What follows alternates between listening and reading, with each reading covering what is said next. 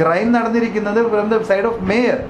അങ്ങനെയാണെങ്കിൽ ആദ്യം സസ്പെൻഡ് ചെയ്യേണ്ട മേയറെ അല്ലേ? 2 വാഹനങ്ങൾ യാത്ര ചെയ്തുകൊണ്ടിരിക്കുമ്പോൾ ഡ്രൈവ് ചെയ്തുകൊണ്ടിരിക്കുമ്പോൾ ആംഗ്യഭാഷ ലൈംഗികമായി അല്ലെങ്കിൽ ആംഗ്യഭാഷയിലൂടെ എന്തെങ്കിലും മോശം പറയുക, അല്ലെങ്കിൽ ഈ ചെറിയ കാറിൽ പൊയ്ക്കൊണ്ടിരിക്കുന്ന വ്യക്തിയെ അവിടെ നിന്നുകൊണ്ട് ഗോഷ്ടി കാണിക്കുക, ദാറ്റ് കനോട്ട് ബി. അത് ഇമാജിനബിളേ അല്ല ഒരിക്കലും.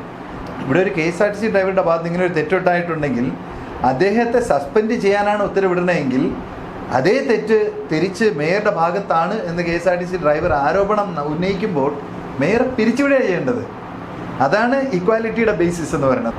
ഇത് ശരിക്കും ഒരു ക്രിമിനൽ ഇൻറ്റൻഷൻ അല്ലെങ്കിൽ ക്രിമിനൽ എന്താ പറയട്ടെ, ഒരു ആ മെൻറ്റാലിറ്റി ഉള്ള ഒരാൾക്ക് മാത്രമേ ഇങ്ങനെ ചെയ്യാൻ പറ്റുള്ളൂ. അത് ഒന്നിൽ അധികാരത്തിൻ്റെ ഹൂങ്കായിരിക്കാം, അല്ലെങ്കിൽ പാപങ്ങളുള്ള ഒരു അവജ്ഞയായിരിക്കാം, അതുമല്ല എങ്കിൽ മദ്യത്തിൻ്റെ ലഹരിയിലായിരിക്കാം. അതിൽ യാതൊരു സംശയമില്ല. അല്ലെങ്കിൽ ഒരിക്കലും സാധാരണ ഒരു വ്യക്തി ഇത്തരത്തിൽ ഇടതുവശത്തുകൂടെ ഓവർടേക്ക് ചെയ്ത് സീബ്ര ലൈനിൽ സ്റ്റോപ്പ് ചെയ്ത് പൊതുഗതാഗതം തടസ്സപ്പെടുത്തി ജനങ്ങളെ തെരുവിലാക്കി ഡോറ് തുറന്ന് സർക്കാർ ഉദ്യോഗസ്ഥൻ്റെ കൃത്യനിർവഹണത്തിന് തടസ്സം നിൽക്കുക, ഇത് ഒരിക്കലും ക്ഷമിക്കാൻ പറ്റാത്തൊരു കുറ്റകൃത്യമാണ്. ജനങ്ങൾ തെരുവിലിറങ്ങണം എന്നാണ് ഞാൻ അഭിപ്രായപ്പെടുന്നത്. കാരണം ഇന്ന് യദുവിനുണ്ടായ അവസ്ഥ നാളെ ഇവിടുത്തെ സാധാരണ പൗരനായ എനിക്കോ താങ്കൾക്കോ ഇവർക്കോ ഉണ്ടാകാൻ പാടില്ല. അത്തരത്തിൽ ഈ മനുഷ്യാവകാശ ലംഘനത്തിനും ഈ ഒരു രാഷ്ട്രീയ വേട്ടയ്ക്കുമെതിരെ പൊതുജനങ്ങൾ നിരത്തിലിറങ്ങുമ്പോഴാണ് ജനാധിപത്യം എന്തെന്ന് നമുക്ക് മനസ്സിലാക്കാൻ സാധിക്കുക. നമ്മളറിയാത്ത ചില ചിലന്തി വലകളുണ്ട്. ഇവിടെ പോലീസും ചില നീതിന്യായ വ്യവസ്ഥകളിലെ ഏമാന്മാരും മറ്റു ചില രാഷ്ട്രീയ നേതാക്കന്മാരും ചില വളരെ ചുരുക്കം ചില മീഡിയ പേഴ്സൺസും കുറച്ച് ബിസിനസ്സുകാരും അടങ്ങുന്ന ഒരു നെക്സസ് ഉണ്ട്. That's called Illuminati. നമ്മുടെ പഴയ 70s Illuminati, it is there, still there. എല്ലാം പാവങ്ങളുടെ പുറത്തേ നടക്കും. അതാണ് ഏറ്റവും വലിയൊരു പ്രത്യേകത. അപ്പോൾ ഇവിടെ MVDയും പോലീസും സർക്കാരും എല്ലാവരും ഒത്തുകളിച്ചു, എല്ലാവരും കൂടെ ഒത്തുകളിച്ചു. കാരണം എതിരാളി ആരുമല്ല, നമ്മുടെ യദുവല്ലേ, ഒരു സാധാരണക്കാരൻ. ഇന്ന് യദു, നാളെ മറ്റാരെങ്കിലും. ഒരു ഭാഗത്ത് അധികാര സംവിധാനങ്ങൾ, മറുഭാഗത്ത് ഒരു സാധാരണക്കാരൻ. എന്താകും ഇതിൻ്റെ അവസാനം എന്നുള്ളതാണ് ഇപ്പോൾ ഏവരും ചർച്ച ചെയ്തുകൊണ്ടിരിക്കുന്നത്. ഈ വിഷയവുമായി ബന്ധപ്പെട്ട് നിയമവിദഗ്ധനും അഭിഭാഷകനുമായ അഡ്വക്കേറ്റ് ബെയിലിൻ ദാസിനോട് നമുക്ക് കാര്യങ്ങൾ ചോദിച്ചറിയാം. അഡ്വക്കേറ്റ് ബെയിലിൻ ദാസ്, നിലവിൽ ഏറ്റവും വിവാദപരമായ ഒരു വിഷയമാണ് മേയറും അതുപോലെ തന്നെ ഡ്രൈവർ യദുവും തമ്മിലുള്ള തർക്കം. ഈ വിഷയത്തിൽ മേയർ കേസ് കൊടുത്തപ്പോൾ അതുമായി ബന്ധപ്പെട്ട് പോലീസ് കൃത്യമായ ഇടപെടൽ നടത്തി കേസ് അന്വേഷിക്കുന്നുണ്ട്. ഡ്രൈവറെ വിളിച്ച് കാര്യങ്ങൾ തിരക്കിയിരുന്നു, മറ്റ് അന്വേഷണം പുരോഗമിക്കുന്നു. എന്നാൽ മറുഭാഗത്ത് യദു കൊടുത്ത കേസ് പരിഗണിക്കാൻ പോലും പോലീസ് തയ്യാറായില്ല. ശരിക്കും ആരുടെ ഭാഗത്താണ് ന്യായം? ഇവിടെ സംഭവിച്ചിരിക്കുന്നത് സാധാരണ നമ്മുടെ ഇവിടെ CRPC സെക്ഷൻ 154 ആണ് ഇതിൻ്റെ റിലവൻറ്റ് പ്രൊവിഷൻ. അതായത് ഇന്ത്യൻ സിറ്റിസൺ ആയാലും ഒരു ഫോറിൻ സിറ്റിസൺ ആയാൽ പോലും ഇന്ത്യക്കകത്ത് അന്യായമായി ഒരു ക്രിമിനൽ ആക്ടിവിറ്റീസിന് ഇരയാകപ്പെട്ട ഒരു വ്യക്തിക്ക് ചുരുക്കത്തിൽ കോഗ്നിസിബിൾ ആയിട്ടുള്ള നോൺ കോഗ്നിസിബിൾ ആയിട്ടുള്ള ഒഫൻസസിലും നമുക്ക് ആക്ഷൻ എടുക്കാവുന്നുള്ളൊരു പ്രൊവിഷനാണിത്. 154 അനുസരിച്ച് നമുക്കെതിരെ ഒരു ഒഫൻസ് നടന്നു കഴിഞ്ഞാൽ അത് കോഗ്നിസിബിൾ ആണ് എങ്കിൽ പോലീസ് ഓഫീസർക്ക് കൈകാര്യം ചെയ്യാനുള്ള അധികാരം ഉണ്ട് എങ്കിൽ അദ്ദേഹം കൊടുക്കുന്ന ഇൻഫർമേഷൻ, ഹീസ് എൻ ഇൻഫോർമെൻറ്റ്, പരാതിക്കാരനുമല്ല.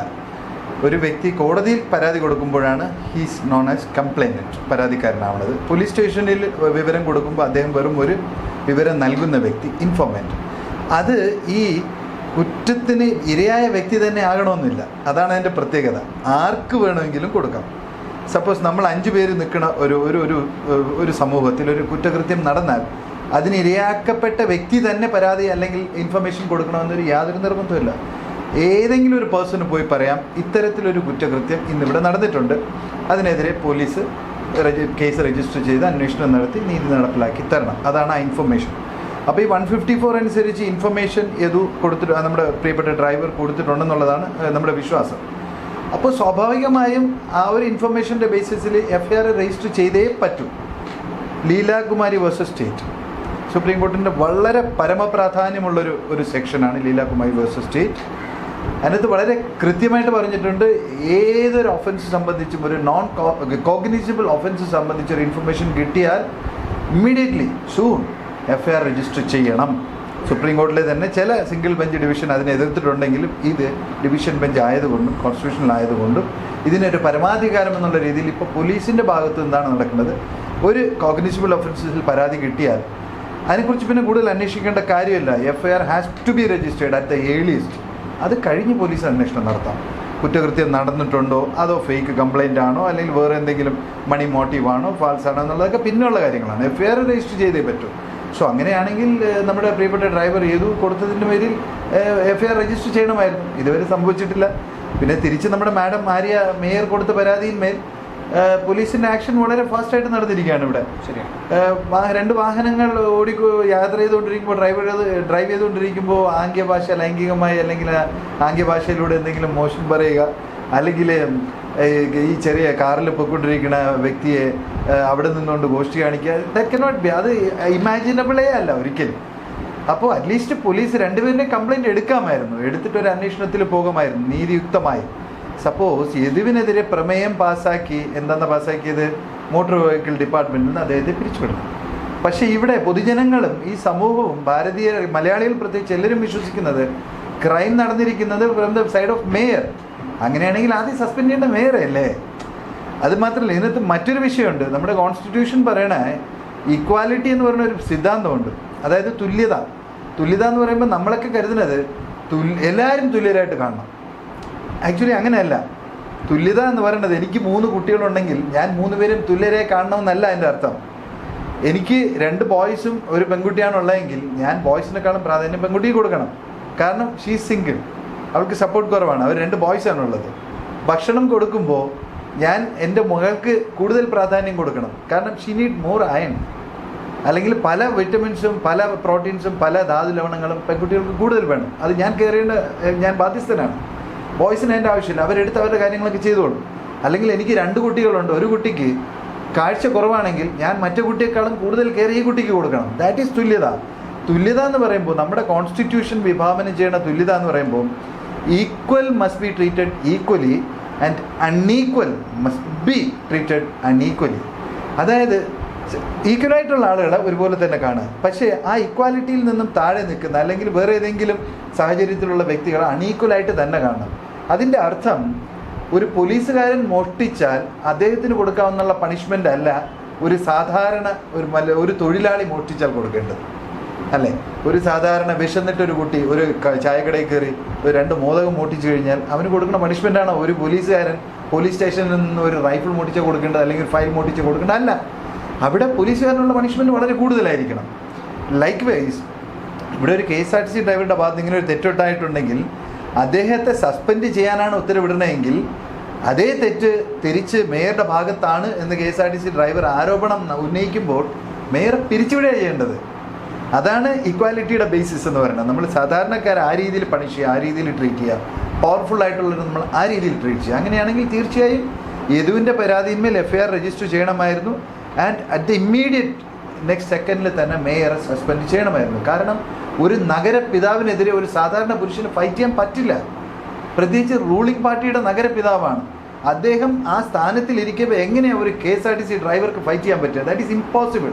അതുകൊണ്ട് ഒരിക്കലും മേയർ ആര്യ സ്ഥാനത്ത് തുടർന്നുകൊണ്ട് KSRTC ഡ്രൈവർക്ക് ഒന്നും ചെയ്യാൻ പറ്റില്ല. അതുകൊണ്ട് ഇവിടെ വേണ്ടത് സർക്കാർ ഒരു കമ്മ്യൂണിസ്റ്റ് സർക്കാരാണ്. അതും എന്താ പറയുക, നമ്മുടെ തൊഴിലാളി വർഗത്തിന് വേണ്ടി മാത്രം ക്രിയേറ്റ് ചെയ്യപ്പെട്ടിട്ടുള്ള സർക്കാരാണ്. ഈ തൊഴിലാളി ദിനം മെനിഞ്ഞാന്ന് കഴിഞ്ഞ തൊഴിലാളി ദിനത്തിൽ സർക്കാർ കൊടുക്കേണ്ടിയിരുന്ന ഒരു ഗിഫ്റ്റ് എന്ന് പറയുന്നത് യദുവിന് വേണ്ടിയിട്ട് മേയർ ആര്യയെ സസ്പെൻഡ് ചെയ്യണമായിരുന്നു. ഇനി യദുവിന് ഒരുപാട് വഴി തുറന്നു കിടക്കുകയാണ്.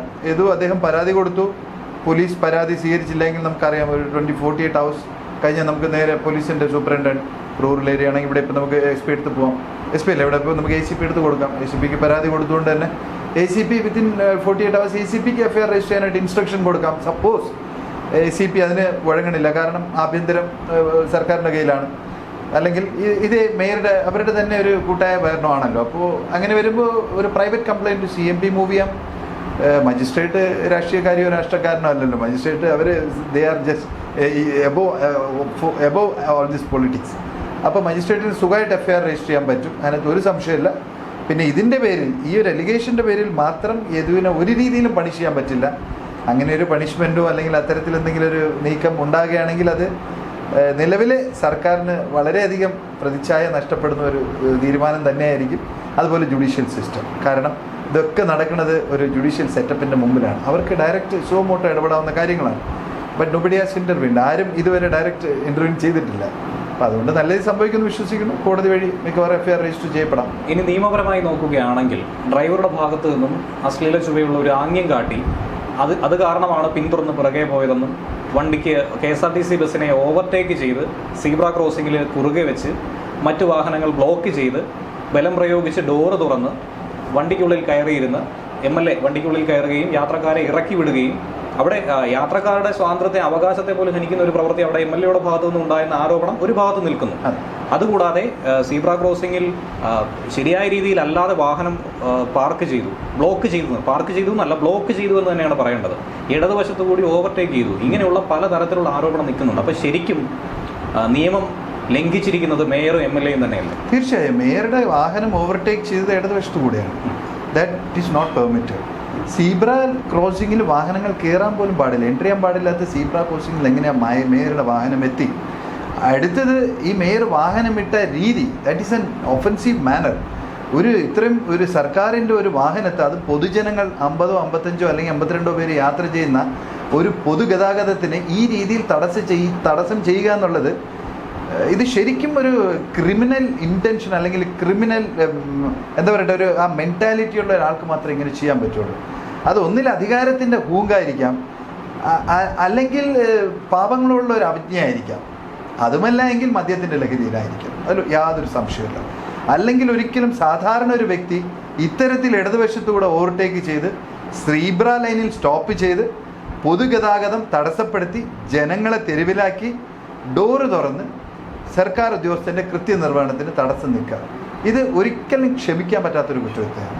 ഇവിടെ നമ്മൾ IPC എടുത്തു കഴിഞ്ഞാൽ ഈ 332 IPCയിൽ ഒരേ ഒരു സെക്ഷനേ ഉള്ളൂ. 3 വർഷത്തിന് താഴെ ശിക്ഷയുള്ള ഒരു കേസിൽ ബെയിൽ കൊടുക്കാൻ പാടില്ല എന്നുള്ളത്. അതാണ് ഈ സെക്ഷൻ. ഇതിൻ്റെ 353 അതായത് അതിൻ്റെ പണിഷ്മെൻറ്റ് 2 വർഷമേ ഉള്ളൂ. IPCയുടെ പാർട്ട് 2 പറയണത് 3 വർഷത്തിന് മേലെ ശിക്ഷയുള്ള കേസുകൾ മാത്രമാണ് നോൺ ബെയിലബിൾ. പക്ഷേ ഈ 2 വർഷം ശിക്ഷയുള്ള ഈ ഒരൊറ്റ സെക്ഷൻ മാത്രമേ ഉള്ളൂ നോൺ ബെയിൽ കൊടുക്കാൻ പാടില്ലെന്ന് പറഞ്ഞത്. കാരണം ഇത് സർക്കാർ സ്ഥാപനങ്ങൾക്ക് മേലുള്ള അല്ലെങ്കിൽ സർക്കാർ അധികാരികൾക്ക് മേലെയുള്ള അല്ലെങ്കിൽ സർക്കാരിൻ്റെ സെറ്റപ്പ് സിസ്റ്റത്തിന് പുറത്തുള്ള ഒരു വ്യക്തിയുടെ അധികാര ദുർവിനിയോഗം അല്ലെങ്കിൽ വ്യക്തിയുടെ ഗുണ്ടായിസം അത് തന്നെയാണ്. അതിൽ കവിഞ്ഞ് വേറൊന്നും പറയാനില്ല. ആയതിനാൽ ഇവിടെ വളരെ കൃത്യമായി നിയമം ലംഘിക്കപ്പെട്ടിരിക്കുകയാണ്.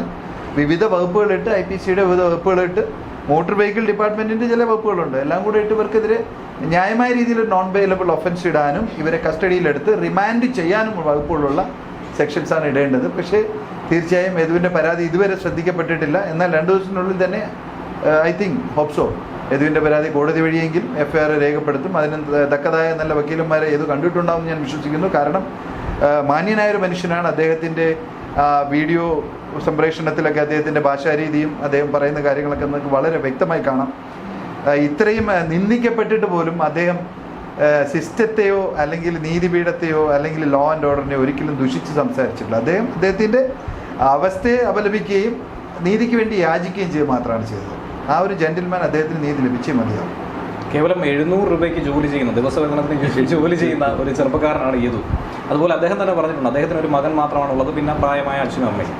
അപ്പോൾ ഒരു കുടുംബം കഴിഞ്ഞു പോയിക്കൊണ്ടിരുന്ന ഒരു കുടുംബത്തിൻ്റെ ഒരു നട്ടലിനെയാണ് നിലവിൽ ശിഥിലമാക്കിയിരിക്കുന്നത്. താങ്കൾ നേരത്തെ പറഞ്ഞതുപോലെ തന്നെ യദുവിനെ മാറ്റി നിർത്തണമെങ്കിൽ അധികാരത്തിൽ നിന്ന് മേയറെയും മാറ്റി നിർത്തേണ്ടതാണ്. അവിടെയാണ് തുല്യത ഉണ്ടാകുന്നത്. ഇപ്പോൾ ഇവിടെ സംഭവിച്ചിരിക്കുന്നത് ഒരു മനുഷ്യാവകാശ ലംഘനം തന്നെയല്ലേ യദുവിനെ സംബന്ധിച്ച്? തീർച്ചയായും നമ്മൾ ഈ ഭൂമിയിലേക്ക് ജനിച്ചു വീഴുമ്പോൾ നമുക്ക് കിട്ടുന്ന ചില അവകാശങ്ങളുണ്ട്, human rights. Just immediately after the birth, ജനിക്കും മുമ്പേ ചില അവകാശങ്ങൾ കൂടെ വരാറുണ്ട്.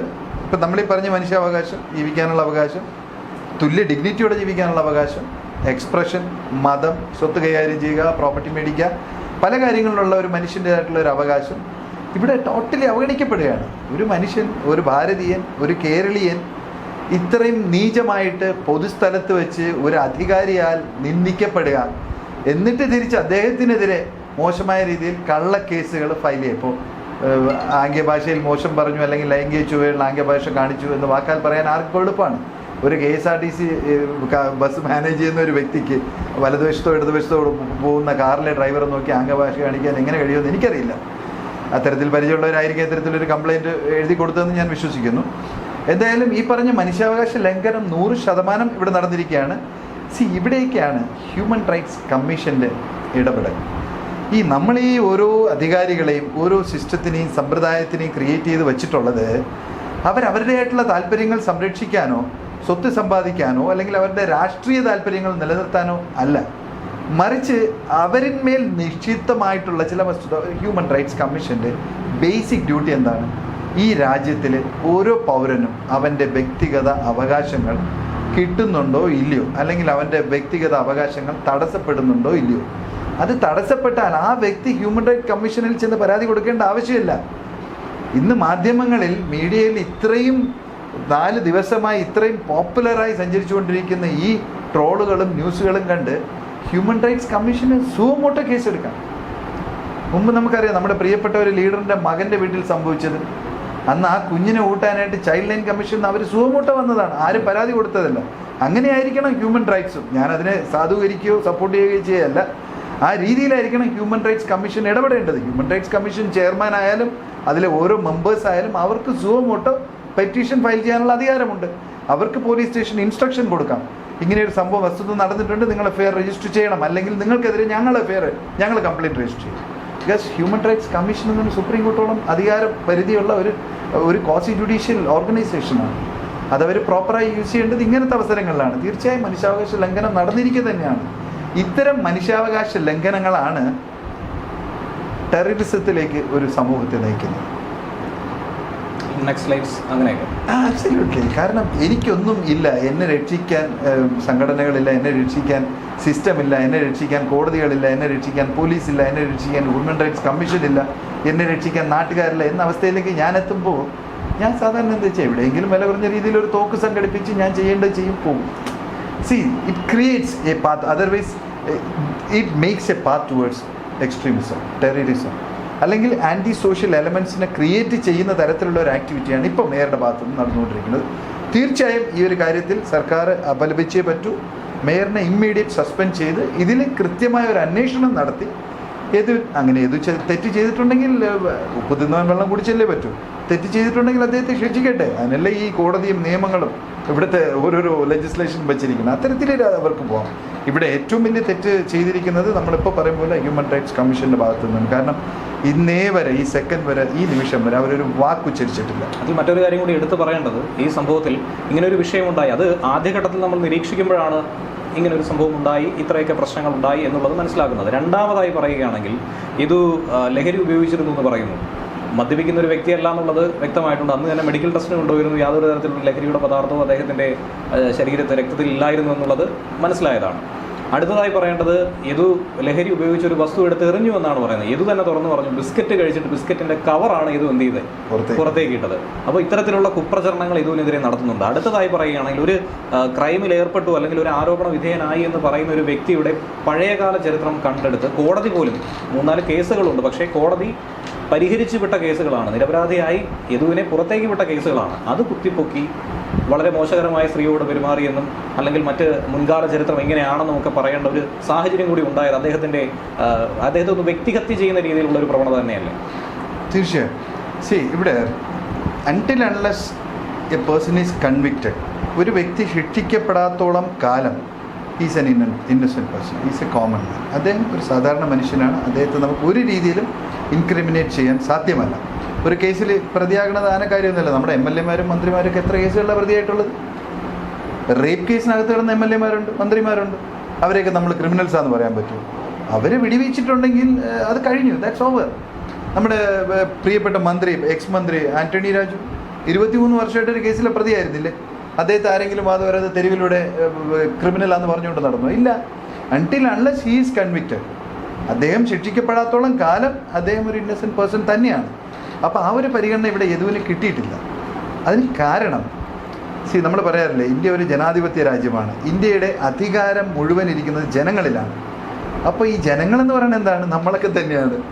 ഇവിടെ ഇപ്പോൾ പ്രത്യക്ഷത്തിൽ നടക്കുന്നത് ഒരു വശത്ത് യദുവും മറ്റൊരു വശത്ത് ഒരു സിസ്റ്റവും. സിസ്റ്റം എന്ന് പറയുമ്പോൾ നമുക്കറിയാം, കേരളത്തിൻ്റെ ബഹുഭൂരിപക്ഷം വരുന്ന വലിയൊരു പാർട്ടിയാണ്. ഒരു സിസ്റ്റം, ഒരു പൊളിറ്റിക്കൽ പാർട്ടിയാണ് യദുവിനെതിരെ ഇപ്പോൾ പ്രവർത്തിക്കുന്നത്. മേയറോ അല്ലെങ്കിൽ മേയറുടെ കൂടെ വന്ന MLA അല്ലെങ്കിൽ ആ കാറിലുണ്ടായിരുന്ന ഡ്രൈവറോ സഹോദരനോ സഹോദരിയോ അല്ല.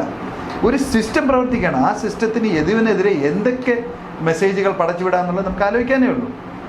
എല്ലാ രാഷ്ട്രീയ പാർട്ടിക്കാർക്കും അവരുടെയായിട്ടുള്ള സൈബർ വിങ്സും അവരുടെയായിട്ടുള്ള ചിന്താ ശ്രേണികളും അങ്ങനെയുള്ള ടീമുകളൊക്കെ ഉള്ളതാണ്. അപ്പോൾ ആ ഒരു അവസ്ഥയിൽ യദുവിനെതിരെ ഒരു കാര്യങ്ങൾ തപ്പിക്കൊണ്ടുവരിക, എന്തെങ്കിലുമൊക്കെ പടച്ചുവിടാതെ ഒരു കാര്യമൊന്നുമല്ല. പിന്നെ അദ്ദേഹത്തെ ഇന്നേ വരെ ഒന്നിലും ശിക്ഷിച്ചിട്ടില്ല. ഇൻ കേസ് ശിക്ഷിച്ചിട്ടുണ്ടെങ്കിൽ പോലും ഇത് തമ്മിൽ എന്താ ബന്ധമുള്ളത്? ഇവിടുത്തെ വിഷയം യദു അവർക്കെതിരെ ഒരു പരാതി പറയണു, മേയറും ടീമും യദുവിനെതിരെ പരാതി പറയണു. ഇപ്പോൾ രണ്ടുപേരും ബോത്ത് ഈക്വൽ സൈഡ്. ഈ സംഭവം എന്നാണെന്ന് പൂർണ്ണമായി അന്വേഷിക്കുക. പിന്നെ പ്രഥമ ദൃഷ്ടിയ പോലീസുകാരെന്ന് പറഞ്ഞാൽ കോമൺ മനുഷ്യരാണല്ലോ. ഒരു പോലീസുകാരന് ഒരു സിറ്റുവേഷൻ കാണപ്പെടുമ്പോൾ അദ്ദേഹത്തിന് ആ സാഹചര്യത്തിൽ നിന്ന് കുറച്ചൊക്കെ ഗണിച്ചെടുത്ത് മനസ്സിലാക്കിക്കൂടെ?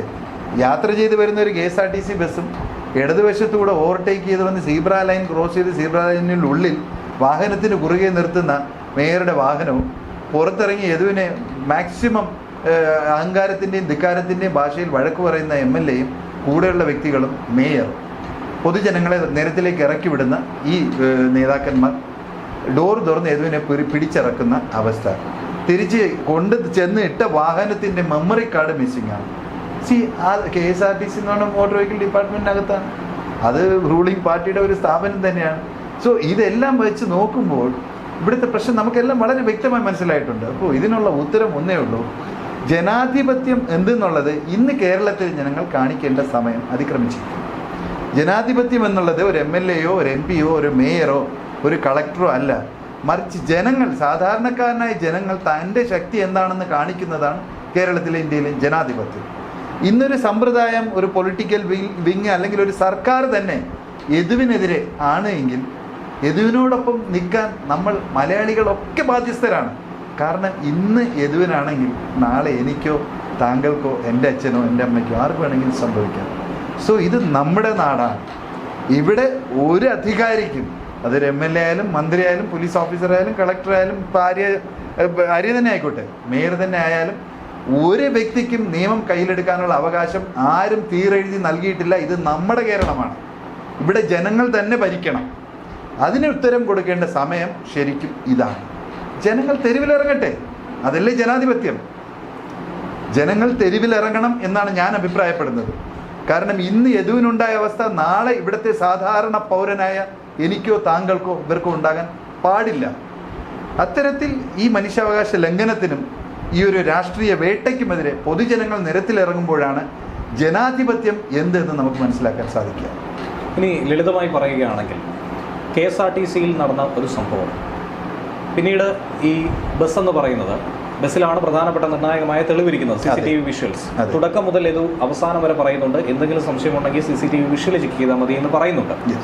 ഇനി ഇത് സൂക്ഷിച്ചിരുന്നത് KSRTCയുടെ യാർഡിലാണ് അല്ലെങ്കിൽ ഡിപ്പോയിലാണ്. അതിൻ്റെ ഉടമസ്ഥാവകാശം KSRTCക്കാണ്. പോലീസ് പരിശോധിക്കാനെത്തി കാണുന്നില്ല, മെമ്മറി കാർഡ് മിസ്സിംഗ് ആണ്. ഇനി പോലീസിന്റെ ഭാഗത്ത് നിന്ന് നോക്കുകയാണെങ്കിൽ യദുവിന്റെ പരാതി മാറ്റിവെച്ച് മേയറുടെ പരാതിയിൽ അന്വേഷണം നടത്തുന്നു. ഇതുവരെയും അത് പരിശോധിക്കാൻ തയ്യാറായില്ല. പോലീസ് 4-ാം ദിവസം മെമ്മറി കാർഡ് അന്വേഷിച്ച് വരുന്നു. ഈ 4 ദിവസത്തിനുള്ളിൽ ഒരു അനിഷ്ട സംഭവം ഉണ്ടായാൽ, അല്ലെങ്കിൽ തനിക്കെതിരായിട്ടുള്ളൊരു സംഭവം ഉണ്ടായാൽ അത് ഒളിപ്പിക്കാൻ, തെളിവ് നശിപ്പിക്കാൻ പറ്റുന്ന ഒരു സാവകാശം തന്നെയല്ലേ ഈ 4 ദിവസം. അപ്പോൾ പോലീസും KSRTCയും നിഷ്ക്രിയമായി എന്ന് കൂടി പറയണ്ടേ? നിഷ്ക്രിയമായെന്ന് മാത്രമല്ല, അവരൊക്കെ ഒത്തുചേരുകയായിരുന്നു. ഇവിടെയാണ് ഞാൻ പറഞ്ഞത്, ഒരു വശത്ത് യദു മാത്രമാണ്, മറ്റൊരു വശത്ത് കോർപ്പറേഷൻ, MVD, സർക്കാർ, പോലീസ്. ഇത് ചെറിയൊരു സംഭവമല്ല. വളരെ ഏറ്റവും ചെറിയൊരു എക്സാമ്പിളിലൂടെ പറയാമല്ലോ. നമ്മുടെ മുഹമ്മദ് ബഷീർ മരിച്ച ദിവസം എന്താ സംഭവിച്ചതെന്ന്? അന്ന് അത്ര വളരെ ലാഘവത്തോടെ മദ്യപിച്ച് വാഹനം ഓടിച്ച് വന്ന് ഇടിച്ചു കൊന്ന അന്നുണ്ടായിരുന്ന, ഞാൻ അദ്ദേഹത്തിൻ്റെ പേര് മറന്നു, വെങ്കിട്ടരാമൻ. ശ്രീ വെങ്കിട്ടരാമൻ്റെ മെഡിക്കൽ ചെക്കപ്പ് പോലും നടത്താൻ പോലീസുകാരോ സർക്കാരോ ഒരു സ്ഥാപനമോ തയ്യാറായില്ല. എന്താണ്? That is called nexus. നമ്മുടെ ഭാരതത്തിൽ, നമ്മുടെ കേരളത്തിൽ നമ്മൾ അറിയാത്ത ചില ചിലന്തി വലകളുണ്ട്. ഇവിടെ പോലീസും ചില നീതിന്യായ വ്യവസ്ഥകളിലെ ഏമാന്മാരും മറ്റു ചില രാഷ്ട്രീയ നേതാക്കന്മാരും ചില വളരെ ചുരുക്കം ചില മീഡിയ പേഴ്സൺസും കുറച്ച് ബിസിനസ്സുകാരും അടങ്ങുന്ന ഒരു നെക്സസ് ഉണ്ട്. That's called Illuminati. നമ്മുടെ പഴയ 70s Illuminati, it is there, still there. ഇവരൊക്കെ ഒരു ഗ്രൂപ്പാണെന്നേ. അതുകൊണ്ടാണ് അന്ന് ശ്രീ വെങ്കിട്ടരാമൻ്റെ മെഡിക്കൽ പോലും നടത്താതെ അവർ വെറുതെ വിട്ടത്. തെളിവുകളൊക്കെ അദ്ദേഹത്തിന് അഗെയിൻസ്റ്റ് ആയിരുന്നു. മൊബൈൽ നഷ്ടപ്പെട്ടതും വാഹനം വന്ന വേഗതയും കണ്ടു നിന്നവരുടെ മൊഴികളും പെൺകുട്ടി, ഇവൻ കൂടെ ഉണ്ടായിരുന്ന പെൺകുട്ടിയുടെ മൊഴികളും എല്ലാം അവർക്കെതിരായിരുന്നു, CCTV ദൃശ്യങ്ങളും എവറിത്തിങ്. പക്ഷേ മെഡിക്കൽ എടുക്കാതെ അവരെ സേഫ് ആക്കുകയായിരുന്നു. എന്നിട്ട് എന്ത് ചെയ്തു? അദ്ദേഹത്തിന് മെഡിക്കൽ ബോർഡിന്റെ ഡയറക്ടർ അല്ലേ ഇപ്പോൾ സർവീസിലോട്ട് മെഡിക്കൽ ബോർഡിന്റെ ഡയറക്ടറായി പറ്റി. ഈ ഒരു ഇല്യൂമിനാറ്റി ഉണ്ടല്ലോ, ഇതൊരു വല്ലാത്തൊരു സിറ്റുവേഷനാണ്. ഇതിലൂടെ കടന്നു പോകുന്ന ഓരോ മനുഷ്യനും ഇതുപോലെ നമ്മളും ഏതെങ്കിലും ഒരു സിറ്റുവേഷനിൽ നമ്മളും കടന്നു പോകാം. അന്നൊക്കെ നമ്മളും ചിലപ്പോൾ ഒരു എക്സ്ട്രീമിസ്റ്റ് ഇതിലേക്ക് പോയിക്കിടാനൊന്നുമില്ല. അപ്പോൾ അതുകൊണ്ട് ഇവിടെ പോലീസ് അനാസ്ഥ മാത്രമല്ല, പോലീസ് സഹായിക്കുകയായിരുന്നു എം വി ഡിക്ക് തെളിവ് നശിപ്പിക്കാനുള്ള സാഹചര്യം ഒരുക്കി കൊടുക്കായിരുന്നു. അപ്പോൾ പോലീസിനെതിരെ കേസ് എടുക്കണം. ആര് പോലീസിനെതിരെ കേസ് എടുക്കും? കോടതി എടുക്കണം. ഞാൻ ചോദിക്കട്ടെ, ഇവിടെയുള്ള ഓരോ മജിസ്ട്രേറ്റുമാരും അവർക്കൊരു പ്രത്യേക അധികാരം കൊടുത്തിട്ടുണ്ട്. എന്താണെന്നറിയോ? ഈ ഇന്ത്യ മഹാരാജ്യത്ത് നമ്മൾ ചോദിക്കും ആരാണ് ഏറ്റവും വലിയ ജഡ്ജ് എന്ന് ചോദിക്കും, നമ്മൾ പറയും സുപ്രീം കോടതി ചീഫ് ജസ്റ്റിസാണ്. തെറ്റാണ്. ഇന്ത്യ മഹാരാജ്യത്ത് ഒരു ക്രിമിനൽ ആക്ടിവിറ്റി നടന്നാൽ അതിനകത്ത് ഡയറക്റ്റ് ഇടപെടാൻ കഴിവുള്ള ഒരേ ഒരു ജുഡീഷ്യൽ വർഗമേ ഉള്ളൂ. They are called judicial magistrates. അവർ പോലീസിനൊക്കെ പരമാധികാരികളാണ്, പോലീസിൻ്റെയൊക്കെ വളരെ മുകളിലാണ്. ഇപ്പോൾ ഈ സംഭവം നടക്കുമ്പം ആ ജുറിസ്ഡിക്ഷനിലെ ജുഡീഷ്യൽ മജിസ്ട്രേറ്റ് പത്രത്തിലൊരു വാർത്ത വായിച്ചു. അദ്ദേഹത്തിന് അന്ന് പിറ്റേന്ന് ഓപ്പൺ കോർട്ടിൽ സുഖമൂട്ട കേസെടുക്കാം. ഇന്നൊരു KSRTC ബസ്സിന് ഇന്നൊരു വാഹനം, മേയർ MLA ഉണ്ടായിരുന്നൊരു വാഹനം ബ്ലോക്ക് ചെയ്തു, FIR രജിസ്റ്റർ ചെയ്തു, ഉച്ചയ്ക്ക് ശേഷം എനിക്ക് FIR എത്തിക്കണം. That's all. ഈ ഒരു പരമാധികാരം ജില്ലാ ജഡ്ജിനോ ഹൈക്കോടതി ജഡ്ജിനോ സുപ്രീം കോടതി ജഡ്ജിനോ ഇല്ല. നമ്മൾ അങ്ങനെ ചെയ്യണമെന്ന് പറഞ്ഞാൽ അവിടെ പോയാലും അവിടെ വാദപ്രതിവാദങ്ങളൊക്കെ നടത്തി അവർ താഴെ മജിസ്ട്രേറ്റിനെ ഏൽപ്പിക്കും. അതൊന്നും പരിഗണിച്ചിട്ട് അതിനെന്തെങ്കിലും ചെയ്യാൻ പറ്റുമെങ്കിൽ FIR രജിസ്റ്റർ ചെയ്യും. സോ ഇത്രയും പരമാധികാരമുള്ള ജുഡീഷ്യൽ ഫസ്റ്റ് ക്ലാസ് മജിസ്ട്രേറ്റ് കേരളത്തിൽ എത്ര പേരാണ് ഉള്ളത്? ഈ ജില്ലയിൽ തന്നെ ഉണ്ടല്ലോ മോർ ദാൻ 40 മജിസ്ട്രേറ്റ്മാരുണ്ട്. 40 വേണ്ട 30 മജിസ്ട്രേറ്റ്മാരുണ്ട്. അതിനൊരു ജില്ലയിൽ മാത്രം. ഇവർ ആര് ആക്ഷൻ എടുത്തു? ഇവർക്ക് അധികാരം കൊടുത്തിരിക്കുകയല്ലേ. ഈ മജിസ്ട്രേറ്റുമാർ കോടതിയിൽ ചേംബറിൽ അല്ലെങ്കിൽ കോടതിയിൽ ഒരു വക്കീൽ ഒരു പെറ്റീഷനായിട്ടോ ഒരു പെറ്റീഷണർ അല്ലെങ്കിൽ ഒരു പരാതിക്കാരൻ ഒരു കംപ്ലൈൻറ്റുമായിട്ട് പോയാൽ മാത്രം ആക്ച്വൻ്റ് എടുക്കേണ്ടവരല്ല മജിസ്ട്രേറ്റുമാർ. 186 അനുസരിച്ച് സുവമൂട്ട കേസെടുക്കാൻ അധികാരപ്പെട്ട പോലീസ് ഓഫീസേഴ്സിൻ്റെ മുകളിലുള്ളവരാണ്. മജിസ്ട്രേറ്റിന് ഫോൺ ചെയ്ത് പോലീസിനോട് പറയാം, ഞാൻ ന്യൂസ് കണ്ടുകൊണ്ടിരുന്നു, ഇങ്ങനെ പബ്ലിക് പ്ലേസിൽ ഒരാൾ അവിടെ നിന്ന് മൂത്രമൊഴിക്കണമല്ലോ, ആ CCTV പരിശോധിക്കുക, അയാൾക്കെതിരെ പെട്ടെന്ന് കേസെടുക്കാം. അല്ലെങ്കിൽ ഞാനിങ്ങനെ ഒരു ന്യൂസ് കണ്ടു, ആ ന്യൂസിൻ്റെ ബാക്ക്ഗ്രൗണ്ടിൽ കടലിൻ്റെ എവിടെയായിരുന്നു, അവിടെ എന്തോ ഒരു പ്രശ്നം നടക്കുന്നുണ്ടായി, രണ്ടുപേരും തമ്മിൽ അടിക്കുകയായിരുന്നു, ഒരാളുടെ കണ്ണൊക്കെ പൊട്ടിയിട്ടുണ്ടെന്ന് തോന്നുന്നു. അത് പരാതി ഒന്ന് കിട്ടിയിട്ടുണ്ടോ? ഇല്ല, കിട്ടിയിട്ടില്ല. അതിൻ്റെ ഒരു കാര്യം ചെന്ന് അന്വേഷിച്ച് FIR രജിസ്റ്റർ ചെയ്ത അത് മജിസ്ട്രേറ്റിൻ്റെ ഡ്യൂട്ടിയാണ്. മജിസ്ട്രേറ്റ് കോടതിയിൽ മാത്രമല്ലല്ലോ ഡ്യൂട്ടി ഉള്ളത്. Magistrate have the jurisdiction over her area. ഒരു മജിസ്ട്രേറ്റിന് 4-5 പോലീസ് സ്റ്റേഷൻസ് കൊടുത്തിട്ടുണ്ട്. ആ പോലീസ് സ്റ്റേഷൻ പരിധിയിലുള്ള എല്ലാ കാര്യങ്ങളും ഡീൽ ചെയ്യാൻ ഉത്തരവാദിത്തപ്പെട്ടവരാണ് മജിസ്ട്രേറ്റുമാർ. അവരാരാ ഇത് മൈൻഡ് ചെയ്യണത്? അല്ല, ഇന്നേ വരെ ചരിത്രത്തിൽ ഏത് മജിസ്ട്രേറ്റാണ് സുവമൂട്ട കേസ് എടുത്തിട്ടുള്ളത്? പക്ഷേ എത്രയോ കംപ്ലൈൻറ്റ്സ്, എത്രയോ പരാതിക്കാർ മജിസ്ട്രേറ്റുമാരുടെ മുമ്പിൽ പോയി പറഞ്ഞിട്ടുണ്ട് കേസ് എടുക്കണമെന്ന്. ചോദിക്കട്ടെ, മജിസ്ട്രേറ്റുമാർ ന്യൂസ് കാണണില്ലേ? മജിസ്ട്രേറ്റുമാർ പത്രം വായിക്കണില്ലേ? ജുഡീഷ്യൽ ഫസ്റ്റ് ക്ലാസ് മജിസ്ട്രേറ്റുമാർ പത്രം വായിക്കണില്ലേ? അവർ ന്യൂസ് കാണണില്ലേ? അവർക്കൊന്ന് അന്വേഷിക്കാമല്ലോ റിലയബിൾ ആണോ ഇല്ലയോ. ബിക്കോസ് ലോ ആൻഡ് ഓർഡറിൻ്റെ കീ പേഴ്സൺസ് എന്ന് പറഞ്ഞാൽ മജിസ്ട്രേറ്റ്സ് ആണ്. അവരറിയണ ഒരു സംഭവത്തിൽ ഒരു ക്രൈം നടന്നിട്ടുണ്ട് എങ്കിൽ മജിസ്ട്രേറ്റിന് സുവമൂട്ട FIR രജിസ്റ്റർ ചെയ്യാനുള്ള അധികാരമാണ്. പോലീസിനോട് വിളിച്ച് പറയാം, ഇന്ന മാറ്ററിൽ ഇത്രയും തീയതി ഒരു സംഭവം നടന്നിട്ടുണ്ട്, I do believe that something has happen, register an FIR. എവിടെയാണ് നടക്കുന്നത്? ഇവിടെ എല്ലാം ഒരു പാവകളിയാണ്, മനസ്സിലാവുന്നത്. എല്ലാം പാവങ്ങളുടെ പുറത്തേ നടക്കും. അതാണ് ഏറ്റവും വലിയൊരു പ്രത്യേകത. അപ്പോൾ ഇവിടെ MVDയും പോലീസും സർക്കാർ എല്ലാവരും ഒത്തുകളിച്ചു, എല്ലാവരും കൂടെ ഒത്തുകളിച്ചു. കാരണം എതിരാളി ആരുമല്ല, നമ്മുടെ യദുവല്ലേ, ഇപ്പോൾ ഒരു സാധാരണക്കാരൻ, ഇന്ന് യദു നാളെ മറ്റാരെങ്കിലും.